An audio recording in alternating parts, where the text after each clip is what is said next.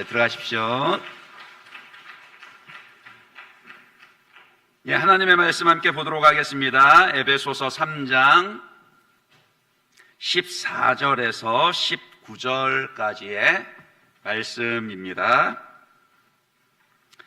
이러므로 내가 하늘과 땅에 있는 각 족속에게 이름을 주시 그의 영광의 풍성함을 따라 그의 성령으로 말미암아 너희 속사람을 능력으로 강건하게 하시오며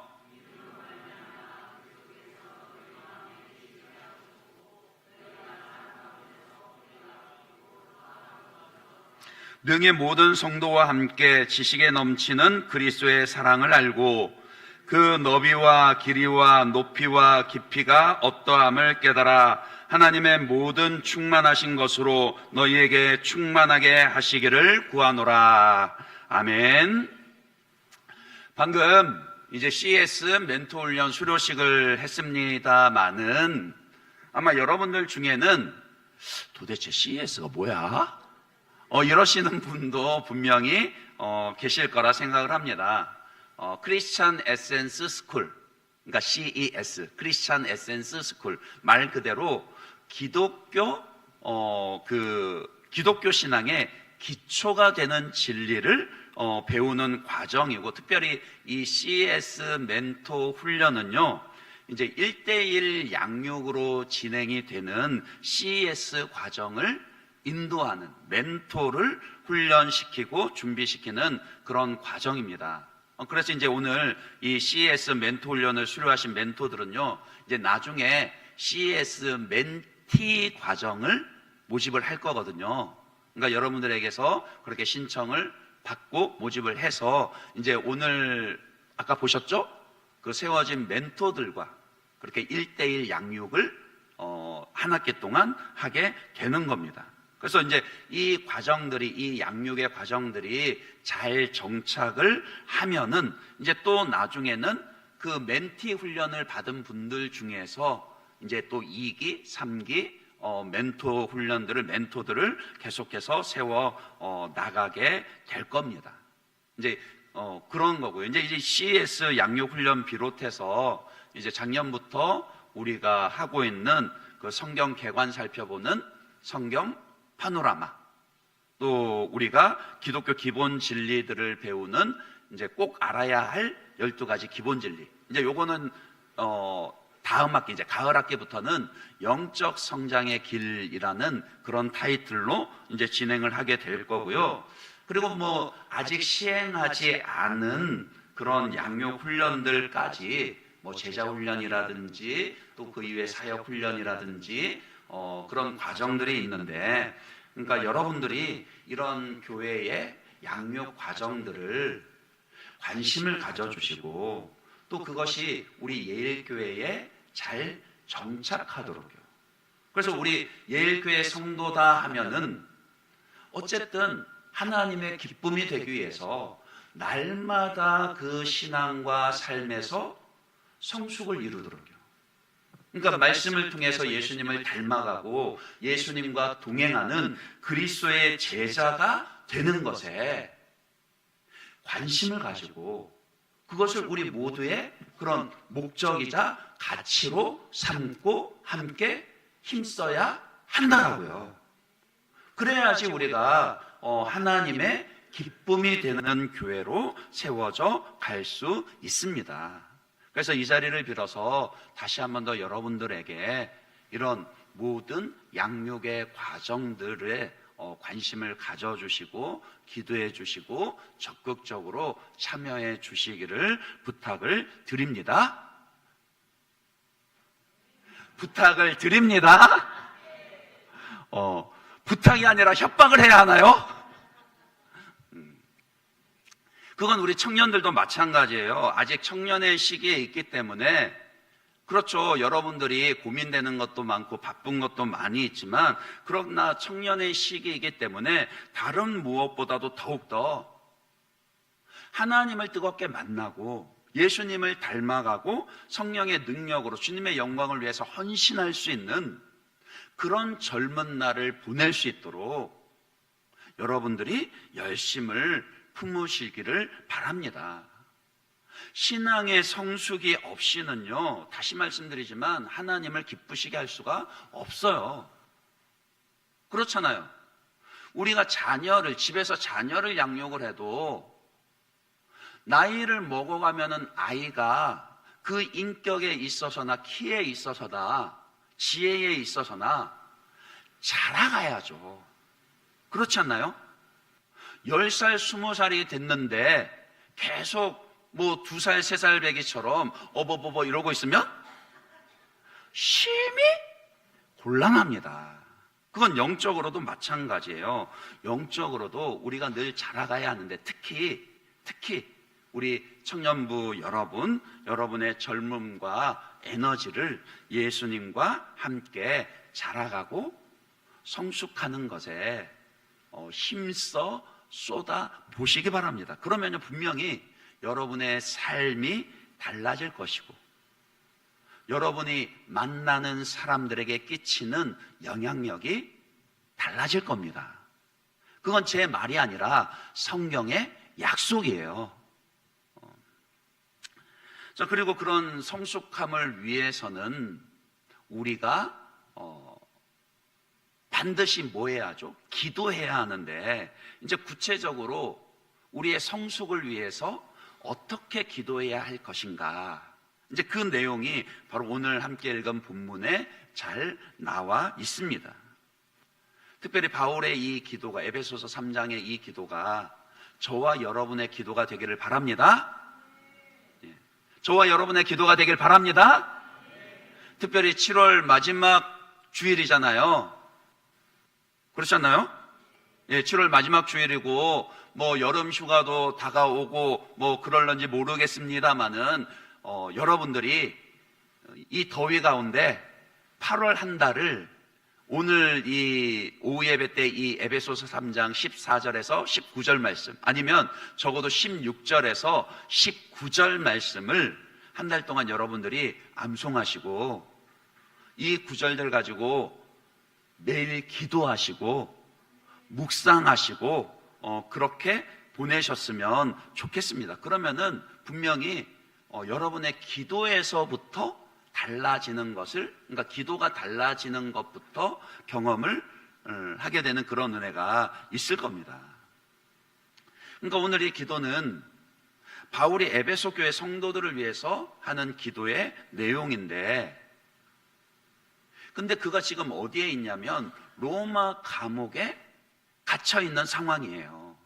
이제 흔히 그 옥중서신이라 그러죠. 엡빌골몬, 에베소서, 빌립보서, 골로새서, 빌레몬서, 이 네 서신은 감옥에서 쓴 편지들인데 정확하게는 가택연금의 상황입니다. 가택연금이 되어서 로마 황제의 재판을 기다리고 있는 중입니다. 이제 판결에 따라서 바울이 풀려날 수도 있고 아니면 순교할 수도 있는 그런 상황이에요. 그런 불확실한 상황입니다. 그러니까 당장 코앞에 자기 앞에 눈앞에 보인 문제만 해도 죽을지 살지 불안한 그런 상황인데, 근데 바울은 자기를 위해서 기도하는 것이 아니라 누구를 위해서요? 주님의 교회를 위해서요. 에베소 교회 성도들을 위해서 기도합니다. 그것도 14절 15절에 고백하는 것처럼 무릎을 꿇고 간절히 하나님께 기도하는 것을 알 수 있습니다. 근데 그 기도를 시작하면서 하나님에 대해서 뭐라고 신앙을 고백하죠? 14절 15절을 다시 읽어볼까요? 14절 15절입니다. 이러므로 내가 하늘과 땅에 있는 각 족속에게 이름을 주신 아버지 앞에 무릎을 꿇고 비노니, 그랬습니다. 항상 기도할 때는 내가 누구에게 기도하는지, 내 기도를 들으시는 하나님이 어떤 분이신지를 생각하고 마음을 집중하는, 그분에게 집중하는 것이 정말 중요합니다. 한번 생각해 보세요. 지금 로마 제국의 그 권력 아래서 감옥에 갇혀 있는 그런 상황이에요. 그것도 자기 민족인 유대인들의 모함 때문에 억울하게 갇혀 있는 상황입니다. 그런 상황에서도 바울은 하나님을 어떤 분이라고 고백을 하고 있죠? 하늘과 땅에 있는 각 족속에게 이름을 주신 아버지라. 그러니까 이름을 준다 이 말은 다스린다 그런 뜻이에요. 하늘과 땅의 모든 나라, 모든 족속들이 다 그 주권이 하나님 아버지께 있습니다. 그 고백으로 기도를 시작하는 겁니다. 말하자면은 그의 몸은 지금 감옥에 매여 있지만 그의 기도는 매이지 않았다라는 거예요. 기도란 그런 겁니다. 나로 하여금 환경과 상황에 매이지 아니하고 어디에서나 하나님을 바라볼 수 있도록 만드는 건요. 그러니까 나의 어떤 가진 것 때문에 제한되지 아니하고 나를 월등히 뛰어나게 하시며 적군을 향해 마주 달리며 담을 뛰어넘게 하시는 그 하나님의 능력을 사모하게 만드는 거죠. 그것이 뭐라고요? 기도라고요. 기억하십시오. 우리는 상황에 매일지 몰라도, 우리의 몸은 매일지 몰라도 우리의 기도는 매이지 않습니다. 그것은 우리의 기도를 들으시는 하나님 때문입니다. 그런 점에서 지금 여러분의 기도는 어떻습니까? 혹시 지금 여러분의 기도는 땅에 매여 있지는 않습니까? 당장의 내 억울함, 내 고난, 내 힘든 것에서 풀려나기만, 그것에만 힘을 쏟거나 아니면 이 땅의 것들로 채워지는 것에만 마음을 쏟아 간구하고 있지는 않냐라는 겁니다. 그것도 기도하지 말라는 거 아니에요. 당연히 기도해야 합니다. 당연히 우리는 일용할 양식을 위해서도 날마다 기도해야 합니다. 우리의 먹을 것, 입을 것 위해서도 그냥 없을 때만 기도하는 게 아니라 날마다 기도해야 한다라고요. 우리가 이 땅에서 그리스도인답게 살아내면서 하나님의 영광을 위해 헌신하는 데 필요한 모든 일용할 양식을 위해서도 반드시 기도해야 합니다. 그러나 먼저 구해야 할 게 있다. 먼저 구해야 할 것은 하나님의 나라이고 바로 영적인 것입니다. 여러분은 어느 상황 어디에서든 크신 하나님을 아빠라 부를 수 있는 주님의 자녀인 줄로 믿습니다. 예수 그리스도를 주로 고백하면은 땅 위의 것에 매이지 아니하고요. 비록 몸은 매일지라도 여러분의 기도는 매이지 아니하고 얼마든지 그렇게 구할 수 있다라고요. 그 크신 하나님께 여러분의 마음과 생각을 집중하고 무엇을 우선하여 기도해야 할지 그것 선택하셔야 됩니다. 오늘부터 여러분이 여러분의 기도를 무엇을 먼저 간구할지 선택하셔야 된다고요. 그럼 이제 그 우선적인 기도의 제목들을 바로 이 오늘 본문에서 세 가지로 정리를 할 수 있습니다. 첫째로요, 먼저 우리가 간구해야 할 기도의 제목은 나의 속사람을 강건하게 하옵소서, 이 제목이에요. 같이 한번 따라해 보실까요? 나의 속사람을 강건하게 하소서. 16절입니다. 16절에 보시면 그의 영광의 풍성함을 따라 그의 성령으로 말미암아 너희 속사람을 능력으로 강건하게 하시오며. 즉 성령의 능력을 간구하는 기도죠. 성령의 능력으로 나의 속사람을 강건하게 해주십시오. 그 기도라고요. 바울은요, 자신과 교회의 겉사람을 위해서 기도하지 않았습니다. 감옥에서 빨리 벗어나게 해달라고. 로마 황제의 그 재판을 기다리고 있는데 좋은 재판 결과 있게 해달라고 그것 가지고 우선해서 기도하지 않았습니다. 에베소 교회 성도들이 예수 믿는 것 때문에 고난당하고 어려움 당하는데 그거 빨리 벗어나게 해달라고 그것을 우선해서 기도하지 않았더라고요. 왜 우리가 우리의 속사람이 강건하기를 기도해야만 하는 것일까요? 우리가 약하기 때문입니다. 그렇지 않나요? 우리는 환경에 약합니다. 조금만 환경이 어려워져도 마음이 흔들립니다.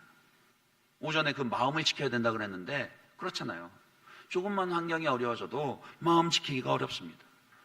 또 우리는 감정에도 약합니다. 누가 내 자존심 조금만 툭 건드려도 그 억울한 것 참아내지를 못합니다. 그리고 우리는 무지합니다. 하나님의 선하시고 기뻐하시고 온전하신 뜻이 무엇인지를 분별하기를 원하지만 세상에는 우리를 미혹하는 것들이 너무나도 많기 때문에 참 그것을 제대로 분별해내기가 너무 어렵습니다. 그래서 우리는 환경에도 약하고 감정에도 약하고 무지하다 보니까 그래서 우리는 자주 흔들리고 넘어집니다. 결과적으로 우리는 죄에 대해서 너무나도 약하죠. 그러니까 약하다라고요. 약한 걸 알면은 어떻게 하겠습니까? 강한 분을 의지해야죠. 우리의 속사람이 강건해지도록 기도해야 합니다. 아우 내가 약하니 그냥 포기하려 한다 그러시렵니까? 그건 믿음의 태도가 아닌 것이죠. 기도에 대해서 말씀을 합니다마는 연초에 그렇게 기도하기로 작정을 했는데 그래 뭐 내가 올해는 새벽기도 일주일에 한 번은 참석해 보겠다 아니면 뭐 금요기도에 매주 나오겠다 결심했는데 잘 지키지 않습니까? 그래서 또 기도한 거라니까요. 매일 아침 묵상하고 성경 읽기로 작정을 했는데 잘 안 됩니까? 그래서 기도해야 한다라고요. 기도해야 될 우리의 약함들, 그 이유들은 너무나도 분명하고 많이 있잖아요. 기도 없이요, 죄와 싸우려 들지 마십시오. 기도 없이 싸우려 들면 아무리 마음 굳게 먹고 의지를 강하게 한다 할지라도 인의 유혹에 넘어지고 자기의 마음뿐만이 아니라 몸까지도 망가지게 됩니다. 결국 관계와 삶까지도 망가지게 됩니다. 그러니까 죄는 그런 거예요. 죄는요, 싸워서 이겨야 하는 거예요. 왜냐하면 이긴 자가, 진자는 이긴 자의 다스림을 받는다 그랬거든요. 그러니까 죄와 싸워서 이겨야 하는데 이기지 못한 그 죄는 하나님의 그 영원한 심판에 이르기 전에 먼저 우리 삶에서 우리를 망가뜨리고 우리를 망하게 한다라고요. 죄는 그렇습니다. 그러니 약하다라는 핑계로 그냥 지고 말렵니까? 그럴 순 없잖아요.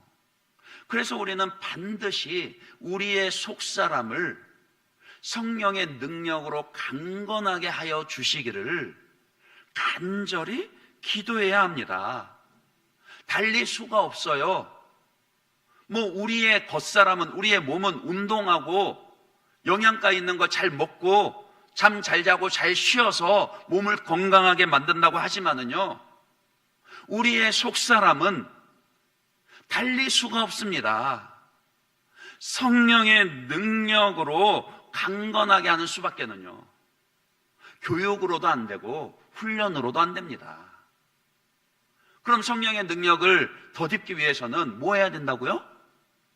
기도해야 된다고요. 날씨가 너무 더우세요? 기도하기에 너무 더우세요? 예, 교회 오시면 돼요. 예, 여러분들 기도하느라 교회 오셔서 에어컨 뜨는 거 얼마든지 트십시오. 나가실 때 끄기만 잘 끄시면 됩니다. 그러니까요. 우리가 무더위에 휴가도 갈 수 있고 잠시 쉴 수 있는 것도 있지만 절대 쉴 수 없는 것이 무엇이라고요?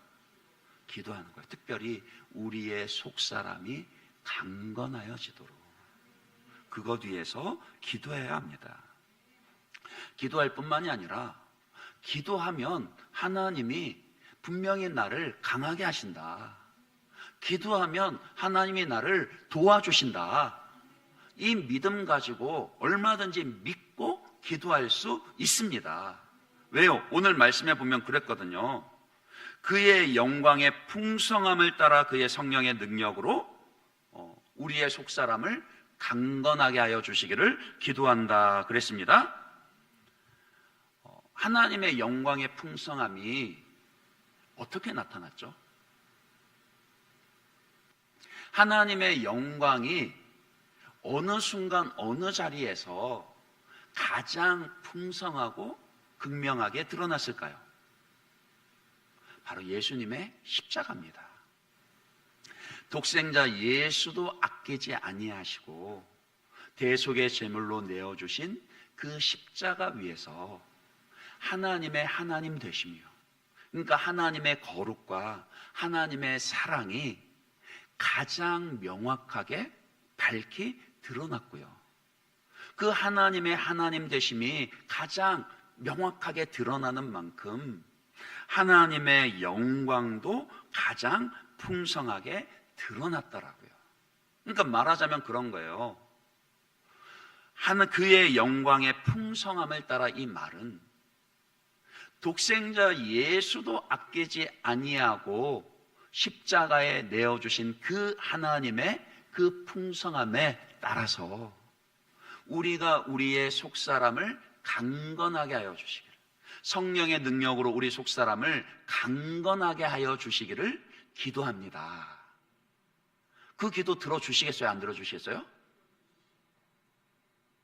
아버지 입장이 아니어서 잘 모르시겠어요? 아들도 아끼지 아니하고 내어주신 그 하나님이 그 우리의 속사람을 강건하게 해달라는 그 기도를 왜 안 들어주시겠냐라고요. 넘치도록 들어주십니다. 우리를 강건하게 하시며 죄와의 싸움에서 이기게 하시고, 그래서 마침내 이런 고백을 하게 하세요. 그 속사람과 관련해서 고린도후서 4장 16절에 보면 다윗이 이런 고백을 하거든요. 같이 한번 읽어볼까요? 같이 읽습니다. 시작. 그러므로 우리가 낙심하지 아니하노니 우리의 겉사람은 낡아지나 우리의 속사람은 날로 새로워지도다. 아멘이십니까? 우리의 겉사람은 낡아지나 이 말이 우선적으로는 우리의 육체의 나이 듦을 의미하는 것이겠지만은 그게 전부는 아닙니다. 우리의 겉사람이 낡아진다라는 것은, 이 고린도후서 맥락에서 우리의 겉사람이 낡아진다라는 것은 삶에서 마주하는 그 죽음과도 같은 상황들요, 그 고난의 나날들을 의미합니다. 그러니까 고난의 나날들은 끊이지 않습니다. 하지만 그런 상황 속에서도 그 상황에, 환경에 매이는 것이 아니라 얼마든지 우리의 속사람은 날마다 새로워지고 강건하여질 수 있다라고요. 언제요? 기도할 때요.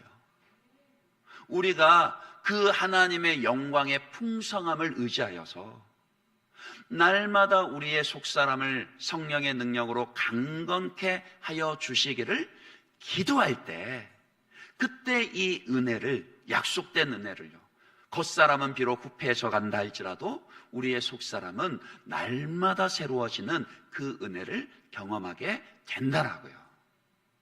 이 무더운 여름 가운데 그 은혜를 경험하시고 날마다 여러분의 속사람이 새로워지고 강건해지는 그런 은혜 있으시기를 축복합니다. 우리가 간구해야 할 두 번째 기도의 제목은 이것도 한번 따라해 보실까요? 예수님이 항상 내 마음에 계시옵소서. 이 기도 제목이에요. 예수님이 항상 내 마음에 함께 계시기를 원합니다. 17절이죠. 17절도 같이 한번 볼까요? 17절에 보시면 17절 말씀 같이 한번 더 읽어보겠습니다. 같이 읽습니다. 시작. 믿음으로 말미암아 그리스도께서 너희 마음에 계시게 하시었고 너희가 사랑 가운데서 뿌리가 박히고 터가 굳어져서 그랬습니다. 그러니까 오전 예배 때 마음을 지켜야 합니다라고 그런 말씀을 드렸는데, 사실은요 우리의 마음을 지킬 수 있는 가장 확실한 비결이 뭐냐면은 내 힘으로 지키지 못해요. 내 의지로 지키지 못해요. 예수님을 내 마음에 모셔야 합니다. 예수님이 마음에 계실 때에 그분의 사랑 가운데서 우리가 뿌리를 깊이 내려서 그 터가 견고해지게 된다라고요. 이 이미지가요, 그러니까 그 예수님의 사랑의 터에 그 뿌리를 깊이 내리는 이 식물의 이미지가 요한복음 15장에 보면 포도나무와 가지의 비유로 그렇게 말씀을 하고 있죠. 특별히 그 중에서도 요한복음 15장 4절에 보시면은 예수님이 이렇게 말씀하시고 가르치십니다. 아마 좋아하시는 구절일 거예요. 같이 한번 읽어볼까요? 같이 읽습니다. 시작.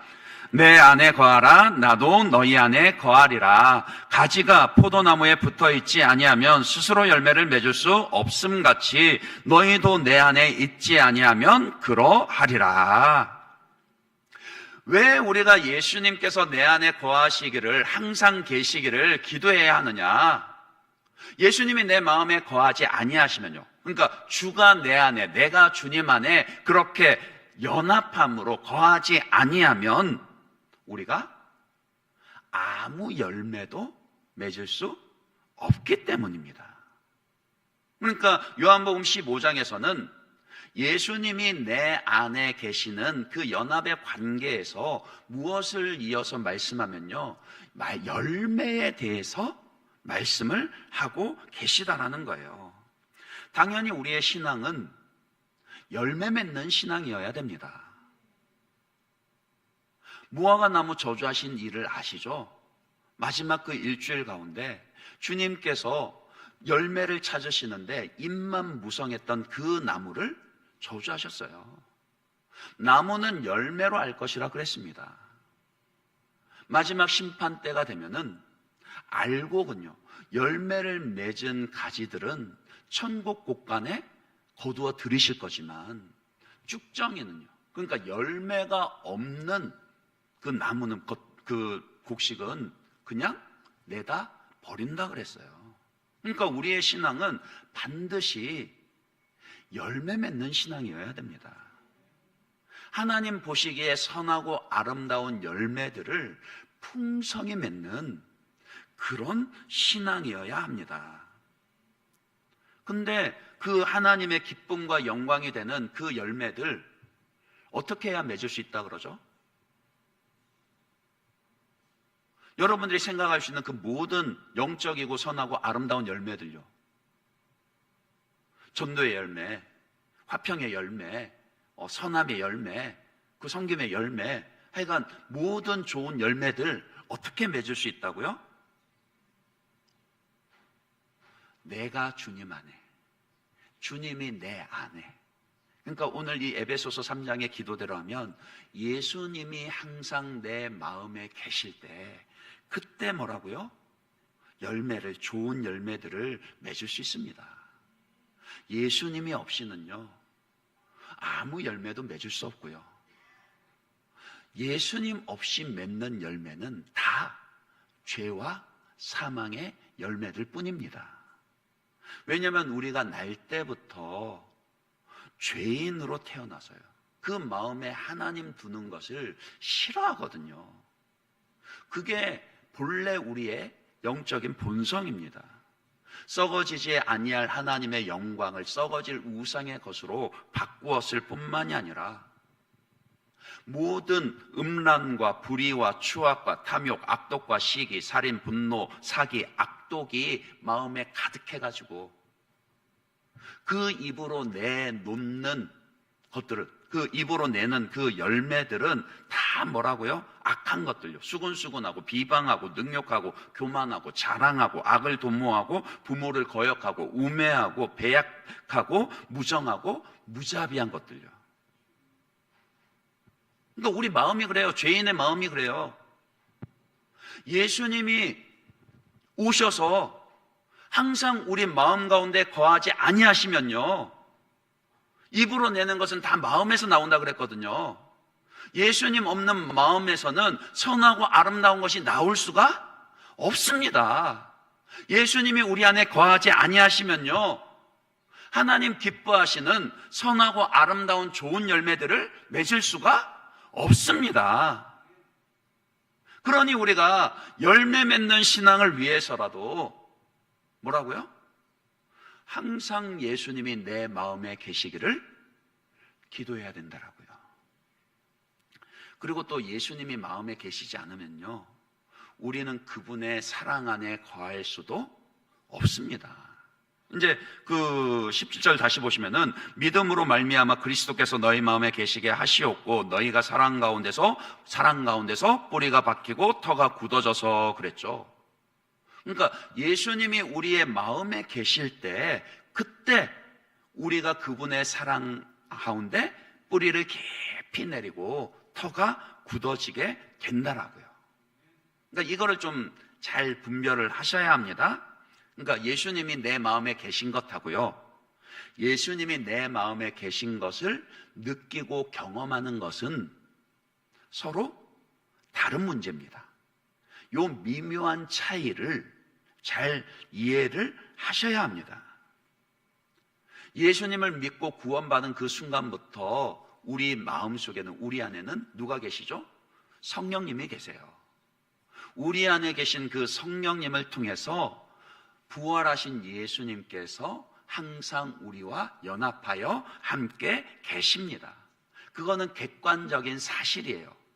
여러분들이 예수를 믿고 구원받았다면, 거듭났다라면 그거는 변하지 않는 사실입니다.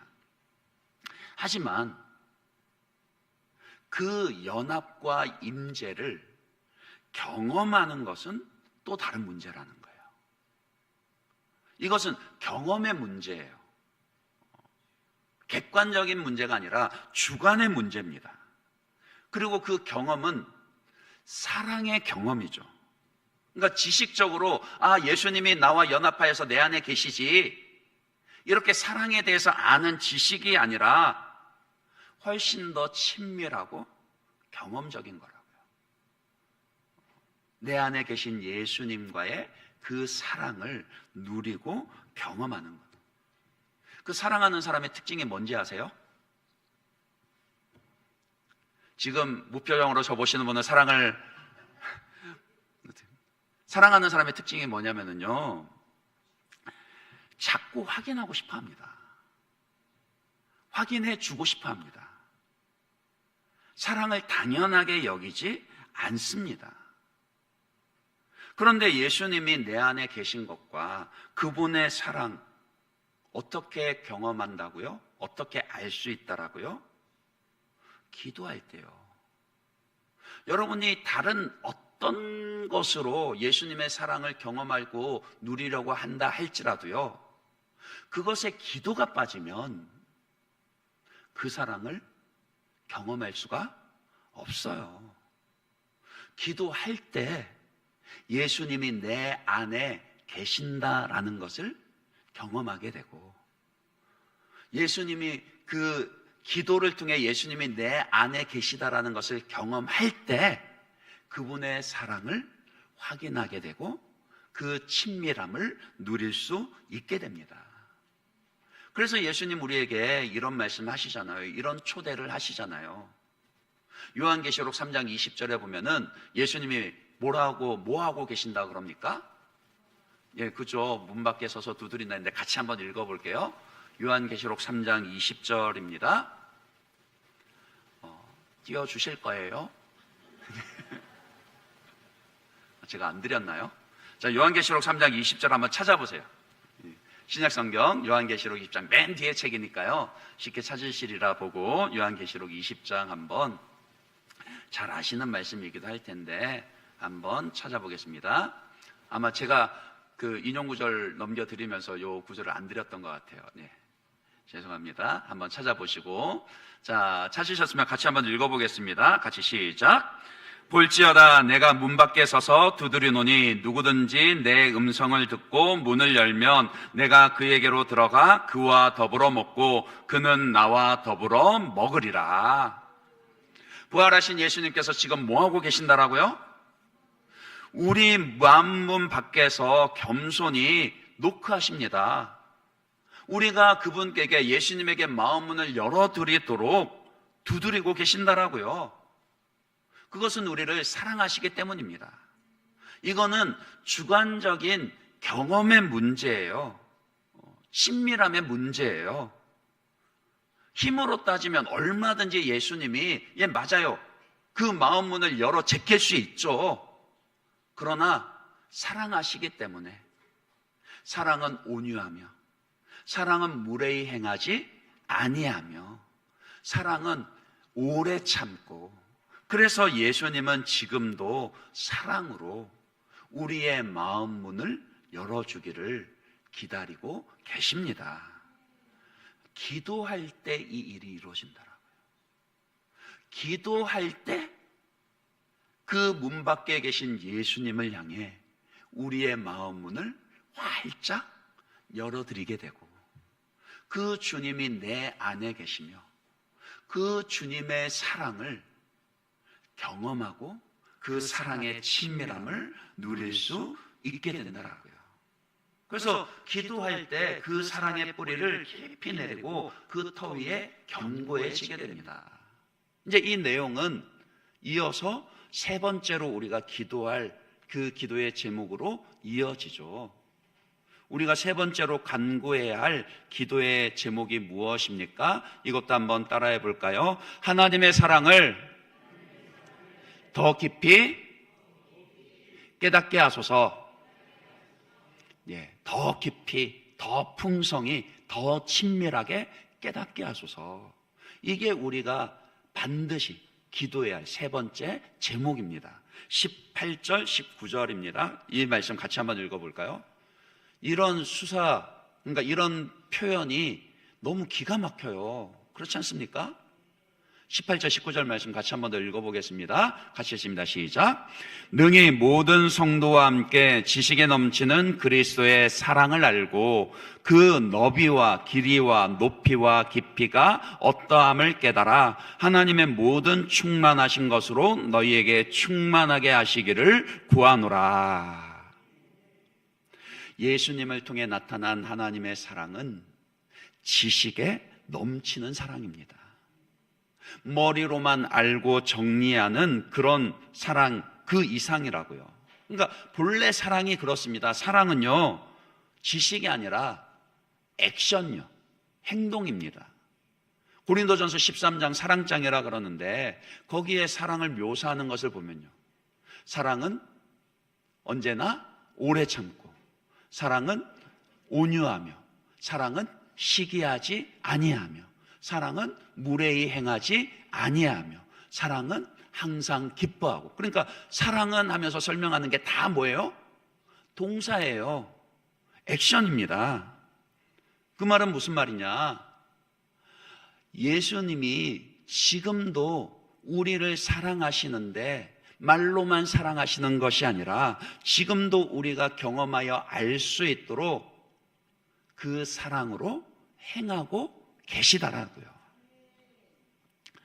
그런데 그 사랑을 이제 우리가 깨달아 아는 데 있어서 어떻게 알게 해달라고 기도하죠? 아까 참 이 표현이 너무 기가 막히게 좋다 그랬는데, 그 사랑의 너비와 길이와 높이와 깊이를 깨달아 알게 해 주십시오. 한마디로 얘기하면 하나님의 사랑을 입체적으로 알게 해주십시오. 그런 뜻이에요. 사랑을 입체적으로 알게 해달라, 이 말이 무슨 뜻일까요? 모든 방향, 모든 상황 속에서 내가 하나님의 사랑을 친밀하게 경험하며 알게 해주십시오. 그런 의미입니다. 그러니까 잘 보시면요, 바울이 내가 더 하나님을 사랑하게 해주세요 이렇게 기도하지 않습니다. 나를 사랑하시는 하나님의 사랑을 내가 더 입체적으로요, 내가 더 부유하게, 내가 더 풍성하게, 내가 더 깊게 친밀하게 경험하여 알게 해주십시오. 이렇게 기도하는 내용이라고요. 그러니까 그렇게 기도하면서 하나님의 사랑을 더 깊이, 더 풍성히, 더 다양하게 경험하고 깨닫게 되는 것이고요. 기도할 때 깨닫게 되는 것이고요. 그것을, 사랑을 깨달으면 깨달을수록 내면에서부터, 나의 내면에서부터 충만하게 채워지는 것을 경험하게 됩니다. 이런 사람은요, 흔들리지 않아요. 왜 삶이 흔들립니까? 마음의 공허함에 찾아오면 흔들리기 시작합니다.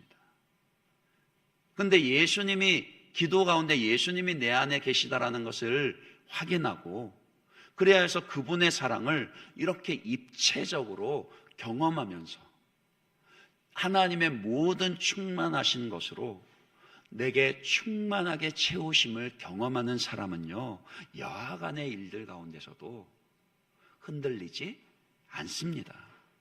고난을 만나도 흔들리지 않고 시류에 떠밀려 다니지도 않습니다. 오히려 어떻게 되죠? 두려움이 없어져요. 사랑이 있으면요, 하나님의 그 사랑으로 충만하게 채워지면 가장 먼저 나타나는 특징이 뭐냐면 두려움이 없어집니다. 겁이 없어진다고요. 어느 정도로까지요? 로마서 8장 38절 39절 말씀 한번 볼까요? 로마서 8장 38장 39절입니다. 같이 한번 읽어볼게요. 같이 읽습니다. 시작. 내가 확신하노니 사망이나 생명이나 천사들이나 권세자들이나 현재일이나 장래일이나 능력이나 높음이나 기쁨이나 다른 어떤 피조물이라도 우리를 우리 주 그리스도 예수 안에 있는 하나님의 사랑에서 끊을 수 없으리라. 아멘이십니까? 이 담대한 믿음의 고백을 할 수 있게 된다라고요. 사망이나 생명이나 천사들이나 권세자들이나 현재일이나 장래일이나 능력이나 높음이나 기쁨이나 다른 어떤 피조물이라도 나를 향한 하나님의 사랑에서 끊을 수 없다. 어떻게 이런 고백이 가능하죠? 날마다 내 안에 예수님이 계시게 하여 주십시오. 또한 날마다 예수님을 통한 하나님의 그 사랑의 너비와 길이와 높이와 깊이가 어떠함을 깨달아 알게 해 주십시오. 이 기도하고 이 기도 때문에 하나님의 모든 충만하신 것으로 충만하게 채워지는 그 사람이, 이 믿음의 고백이 그냥 머리로만 되겠어요? 예수 믿는다고 하면서도 눈앞의 고난 때문에 두려워하는 사람들이 얼마나 많습니까? 예수 믿는다고 하면서도 자녀들이 잘못될까, 건강 잃을까, 재물 잃을까 걱정하고 두려워하는 사람들이 얼마나 많습니까? 그냥 되지 않는다라고요. 기도할 때요. 기도할 때 내 안에 계신 예수님을 통한 그 사랑을 점점 더 부요하고 풍성하고 깊게요. 그러니까 입체적으로 그 사랑을 경험하여 깨달아 알 때, 그때 이 담대한 믿음의 고백을 할 수 있게 되는 것이죠. 말씀을 맺습니다. 우리 가운데 이 기도를 하지 않아도 될 만큼 강한 사람이 아무도 없습니다. 그렇지 않습니까? 성령의 능력으로 나를 특별히 나의 속사람을 강건하게 하시도록 예수님이 항상 내 안에 계시고 그 친밀함을 경험할 수 있게 되도록, 그리고 하나님의 사랑의 너비와 길이와 높이와 깊이를 더욱더 풍성하게 부유하게 깨달아 알게 되도록 날마다 기도해야 합니다. 그래야 우리가 성령의 능력으로 강건하여질 뿐만이 아니라 계속해서 하나님이 기뻐하시는 모습으로 성숙하며 자랄 수 있게 되고, 우리 삶에서 오늘 마주하게 되는 모든 두려움들을 물리쳐 이길 수 있게 됩니다. 그러니 기도하시기 바랍니다. 다른 기도의 제목들도 당연히 기도해야 되겠지만 무엇보다도 우리 오늘 이 말씀에 드러난 대로 우리의 속사람의 강건함을 위해, 주님이 내 안에 계신 것을 위해, 그리고 하나님의 사랑을 입체적으로 알아가도록 그것을 위해서 꼭 기도하며 그 응답을 경험하시고 누리시기를 바랍니다. 이 시간 우리 다시 한 번 더 이 기도하는 그런 기도로서 우리 16절에서 19절까지 말씀 함께 읽고 설교를 마무리하도록 하겠습니다. 같이 우리 16절부터 19절까지 말씀 같이 읽도록 하겠습니다. 같이 읽겠습니다. 시작. 그의 영광의 풍성함을 따라 그의 성령으로 말미암아 너희 속사람을 능력으로 강건하게 하시오며 믿음으로 말미암아 그리스도께서 너희 마음에 계시게 하시옵고 너희가 사랑 가운데서 뿌리가 박히고 터가 굳어져서 능히 모든 성도와 함께 지식에 넘치는 그리스도의 사랑을 알고 그 너비와 길이와 높이와 깊이가 어떠함을 깨달아 하나님의 모든 충만하신 것으로 너희에게 충만하게 하시기를 구하노라. 아멘. 우리 주신 말씀 생각하면서 우리 주사랑의 날을 숨쉬게 해 우리 같이 찬양하고 기도하도록